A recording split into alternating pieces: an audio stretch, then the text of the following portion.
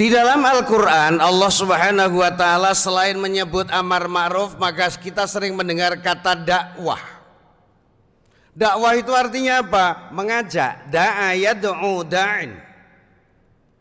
Mengajak kemana? Ya mengajak berbuat baik.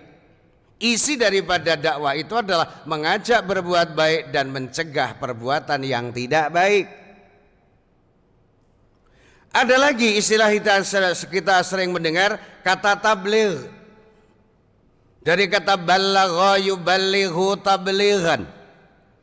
Menyampaikan apa? Menyampaikan syariah yang sumbernya adalah Al-Quran dan As-Sunnah. Kita sering mendengar Rasulullah bersabda, ballighu anni walau ayah. Sampaikan yang kau dapat dariku ya wahai sahabat-sahabatku, walaupun yang kau dapat itu hanya satu ayat. Berarti ada kata tabligh. Maka ada istilah tabligh akbar. Isinya apa? Menyampaikan wahyu-wahyu Allah yang ada di dalam Al-Quranul Karim dan juga yang termasuk dalam Sunnatul Rasul, apa yang diucapkan oleh Nabi namanya sunnah qauliyah, apa yang dilakukan Nabi namanya sunnah fi'liyah, apa yang dicita-citakan Nabi, yang ditetapkan Nabi namanya sunnah takririyah, bahkan yang dicita-citakan Nabi namanya sunnah hamiyah. Bapak Ibu saudara-saudari yang berbahagia, ada istilah yang sangat juga terkenal di dalam surat Al-Asr, disebut dengan tawasau bil haq, tawasau bis sabr. Saling menasehati tentang kebenaran, saling menasehati tentang kesabaran. Yang harus kita pahami di sini adalah saling ini. Berarti suatu saat orang menjadi subjek pemberi nasihat tentang kebenaran dan kesabaran, tapi suatu saat atau suatu tempat yang lain dia harus siap menerima, mendapat menjadi objek untuk tawasau bil haq, tawasau bis sabr, menerima nasihat tentang kebenaran dan kesabaran. Menurut hemat kita, amar ma'ruf nahi mungkar bisa dilaksanakan dengan cara dakwah, bisa disampaikan dengan tabligh, dan bisa disampaikan dengan tawasau bil haq, tawasau bis sabr. Bapak Ibu yang berbahagia, apa pentingnya amar ma'ruf nahi mungkar? Tadi saya bacakan surat Al-Anfal. Ya ayyuhalladzina amanu, wahai orang-orang yang beriman, wattaku fitnatan, takutlah kalian semuanya akan fitnah, akan bencana, akan malapetaka yang tidak menimpa kepada orang yang baik saja. Wattaku fitnatan la tusibannal ladzina zalamu minkum khassah, yang tidak menimpa kepada orang yang zalim saja, tapi orang yang baik pun akan kena bencana. Kenapa? Karena tidak mau amar ma'ruf nahyi mungkar, karena tidak mau tabligh, karena dia tidak mau dakwah, karena dia tidak mau tawasau bil haq, tawasau bis sabr. Kemudian Rasulullah sallallahu alaihi wasallam memberikan ungkapan, perumpamaan orang-orang yang berada dalam jalur kebenaran, jalur hukumnya Allah Subhanahu wa taala. Katakanlah orang yang soleh, katakanlah orang yang solihah, dengan orang-orang yang melanggar hukum Allah. Diumpamakan oleh Rasulullah seperti orang dalam sebuah perahu. Yang baik dalam sebuah kapal atau sebuah perahu. Ada sebagian yang di atas dan ada sebagian yang di bawah.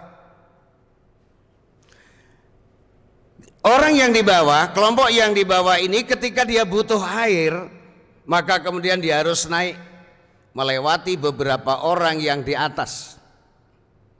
Kemudian yang di bawah tadi kemudian bilang begini, supaya saya tidak mengganggu orang yang di atas, bagaimana kalau saya bor ini perahu, ini kapal. Ketika orang yang di bawah tadi kemudian akan mengebor perahu atau ngebor kapal itu, kemudian tidak ada yang mengingatkan, tidak ada yang mencegah, maka kata Rasulullah setengah bertanya, apakah yang tenggelam yang di bawah saja atau yang di atas ikut tenggelam? Gimana nih Pak? Ibu? Ceritanya nih ada dua di kapal, ada di atas, ada yang di bawah. Yang di bawah setiap butuh air naik ke atas karena dia takut mengganggu atau mungkin males dan juga takut mengganggu orang yang di atas. Dia pengen mengebor kapal supaya dekat dengan air, mendapatkan air tanpa naik. Seandainya itu kemudian tidak ada yang mencegah, tidak ada yang melarang, kapal itu bocor karena dibor, kira-kira yang tenggelam yang di bawah saja apa yang di atas juga ikut tenggelam? Bu, Pak, tenggelam semua. Nah inilah amar ma'ruf nahi mungkar. Ada orang yang melakukan suatu kemungkaran, ya, ada yang melakukan kemungkaran. Nah orang yang baik ini kemudian tidak mau mengingatkan. Apakah orang yang baik ini juga akan selamat? Jawabannya tidak. Wattaqu fitnatan la tusibannan ladina zalamu minkum khassah. Takutlah akan bencana yang tidak menimpa kepada orang yang zalim saja, orang yang beriman, orang yang ahli ibadah, orang yang siamu Ramadan, yang qiyamu Ramadan, yang rajin ngaji, yang rajin tadarus ikut tenggelam. Karena apa? Tidak mau melaksanakan amar ma'ruf nahyil mungkar dalam bentuk tablighkah, dalam bentuk tawasobil haq, tawasobil sabar, atau di dalam bentuk dakwah. Oleh sebab itu Masjid Al-Muqarrabin mengadakan kegiatan seperti ini. Mari kita ikuti sampai tuntasnya Ramadan. Bapak Ibu yang berbahagia, sedikit tambahan karena kita sudah salat tarawih. Kan gak buru-buru kan Pak? Bu, kayaknya kalau yang baik-baik itu kan yang ajulah, pengennya cepat selesai ya Pak. Coba nonton bola final, kok enggak diperpanjang ya? Tapi giliran ngaji Masya Allah. Tapi memang itulah godaan. Tapi kita tetap punya semangat ya, juang fi sabilillah sampai akhir Ramadan. Mudah-mudahan kita tuntaskan. Ya, kita tuntaskan sampai Ramadan. Mengingat 10 pertama rahmat, 10 nanti kita akan dapatkan ampunan Allah. 10 yang terakhir lebih hebat dan dahsyat lagi. Karena apa? Kita akan dibebaskan dari api neraka oleh Allah Subhanahu wa taala. Terakhir ini saya tambahkan surat At-Tahrim ayat 6. Kebetulan surat Tahrim surat yang ke-66, ayatnya ayat 6. Ayatnya ini juga sudah sangat populer. Ya ayyuhalladzina amanu qu anfusakum wa ahlikum nar. Kalau amar ma'ruf itu adalah mengajak orang berbuat baik, mencegah dari perbuatan yang tidak baik. Bentuknya adalah dengan dakwah, bentuknya dengan tawasobil haq, tawasobil sabir, dalam bentuk dakwah, tabligh. Maka kemudian siapa, ya pentingnya tadi kita sudah sampaikan, dan kemudian siapa sasaran audien dakwah?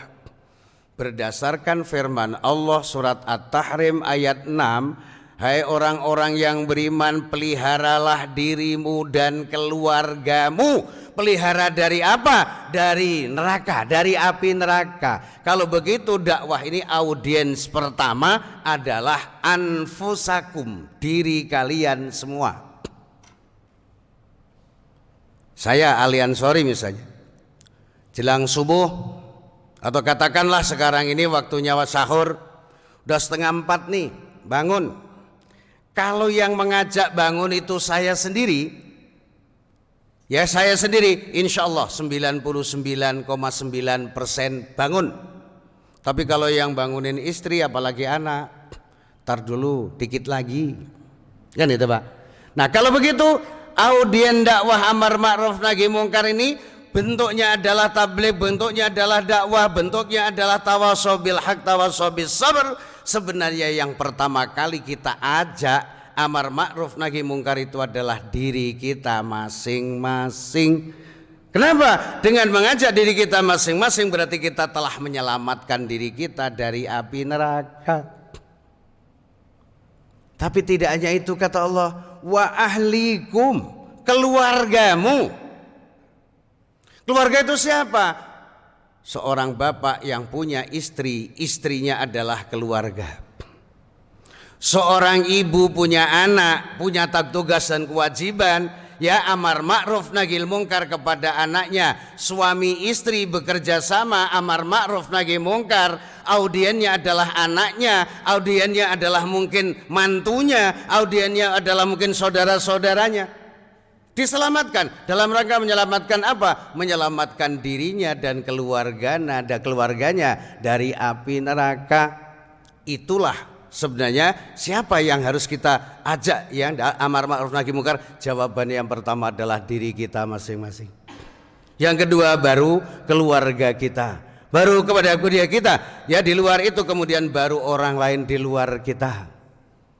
Nah oleh sebab itu maka di suasana Ramadan ini kita memang betul-betul kita mendapatkan cahaya ilahi, hati kita menjadi terang, hati kita menjadi lapang, sehingga kita pun bisa melapangkan waktu kita, melapangkan hati kita, melapangkan sebagian daripada harta yang kita miliki untuk apa? Untuk berjuang di jalan Allah Subhanahu wa taala. Bapak Ibu, saudara-saudari yang berbahagia, itulah amar ma'ruf nahi mungkar yang harus kita tegakkan, ya. Jadi amar ma'ruf nahi mungkar dengan sanksinya adalah bagaimana kalau orang itu tidak melaksanakan amar ma'ruf nahi mungkar. Seperti yang sekarang terjadi banyak musibah ini adalah ya mungkin sesuai dengan firman Allah dalam surat Ar-Rum ayat 51. Zaharal fasadu fil barri wal bahri bima kasabat aydin nas dan sebagainya. Munculnya kerusakan di muka bumi ini, di darat, di laut adalah karena ulah manusia yang tidak sesuai dengan syariat. Oleh sebab itu bagaimanapun beratnya nahi amar ma'ruf nahi mungkar, kita tetap harus beramar ma'ruf nahi mungkar minimal pada diri kita dan keluarga kita masing-masing, sehingga kita selamat dari api neraka. Barangkali ini karena waktunya sudah mau jam 8:30, kurang lebih mohon maaf. Semoga kita semuanya selalu dalam pertolongan Allah, dalam lindungan Allah. Virus corona segera diangkat oleh Allah Subhanahu wa taala, kembali normal, tidak ada halangan apa-apa. Sebab terus terang Bapak Ibu yang berbahagia, saya yang setiap tahun mengantarkan jamaah haji ke Mekah, tahun ini pun belum ada jawaban bahwa tahun 2021 itu jamaah haji berangkat atau tidak. Kalau toh harus berangkat, prediksi skenarionya paling banyak 15% dari kuota, 15% dari 221 ribu. Bisa dihitung sendiri berapa. Terus bagaimana? Yang didahulukan siapa? Yang tua apa yang muda? Yang tua nggak mungkin karena COVID, justru katanya panahnya ke arah yang tua. Yang tua lah Pak, COVID itu panahnya ke arah yang tua-tua. Yang tua-tua banyak zikir, banyak doa. Yang muda mungkin juga, makanya zikir dan doa adalah senjata kita untuk berlindung kepada Allah Subhanahu wa taala dari virus corona COVID-19. Semoga kita selalu, kita dan keluarga kita dilindungi oleh Allah Subhanahu wa taala. Mohon maaf atas segala kekurangannya, dan Allah wa yakum ajma'in. Billahi taufik walhidayah. Assalamualaikum warahmatullahi wabarakatuh.